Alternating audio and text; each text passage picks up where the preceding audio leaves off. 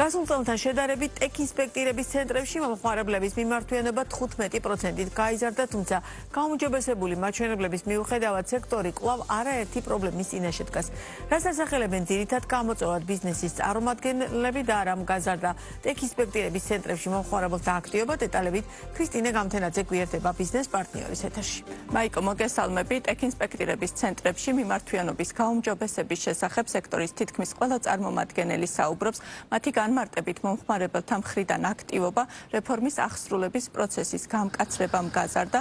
ტექ ინსპექტირების ცენტრებში აცხადებენ, რომ ბოლო პერიოდში გაუმჯობესებულია გზებზე მონიტორინგიც, პროცესში აქტიურადაა ჩართული ჭკვიანი კამერებიც, ამის ფონზე კი ბიზნესში ვითარება შედარებით გაჯანსაღებულია. ამასთან თანდათან შემცირდა ისეთი მცხოვრების რაოდენობაც, რომლებიც ტექ ინსპექტირების პროცესის გავლის მიზნით სხვადასხვა მანიპულაციას მიმართავდნენ ხოლმე, როგორც იცით, უკვე რამდენიმე თვეა, რაც მონიტორინგი თავად ინსპექტირების ცენტრებზეც ხორციელდება, პროცესში სახმელეთო ტრანსპორტის სააგენტოა ჩართული, სექტორის წარმომადგენლები კი ამბობენ, რომ შედეგად ინსპექტირების ხარისხი გაუმჯობესებულია მათივე შეფასებით, რომ არა მიმართვიანობის ზრდა, ინსპექტირების ცენტრების ნაწილი შესაძლოა დახურულიყო კიდეც.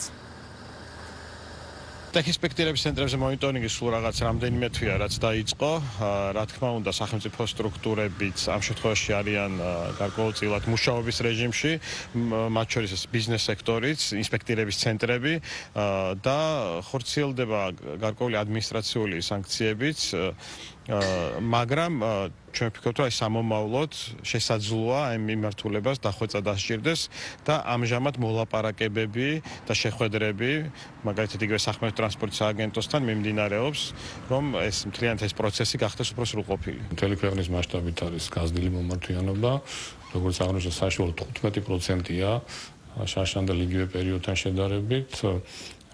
დახარვეზების მაჩვენებლებს რაც შეეხება დაახლოებით იგივეა, რაც იყო შარშან, სადღაც 20-დან 25%-მდე მერყეობს პირველად ინსპექტირებაზე დახარვეზების მაჩვენებელი და ზოგადად პროცესი ასე ვთქვათ მიმდინარეობს იმაზე უკეთ, ვიდრე ვთქვათ ეს იყო შარშან, რადგანაც ისე როგორც აღნიშნე, აღსრულების საკითხი არის უფრო მეტად გამკაცრებული. ტექ ინსპექტირების ცენტრების წარმომადგენლები ამბობენ, რომ ამ ეტაპზე მწვავედ დგას ინსპექტირების საფასურის გადახედვის საკითხი. მათი თქმით, მიუხედავად იმისა, რომ ტექ ინსპექტირების რეფორმის დაწყებიდან უკვე თითქმის 8 წელი გავიდა, ტექ ინსპექტირების ღირებულება უცვლელია. მათივე ინფორმაციით, დაბალი შემოსავლების პირობებში ბიზნესს უჭირს ტექნიკური გადაიარაღება და ინსპექტორების ხელფასების ზრდაც. შესაბამისად, ხშირ შემთხვევაში სექტორი კვალიფიციური ინსპექტორების შენარჩუნებას ვეღარ ახერხებს. კადრების გადინების მაჩვენებელი კი თითქმის 50%-ს აჭარბებს. ნებისმიერი სახის მომსახურებას რაც არის დაკავშირებული ავტომობილის ფლობასთან, რამოდენიმეჯერაც კი არის ზოგიერთი სახის გადასახადი გაზრდილი, ანუ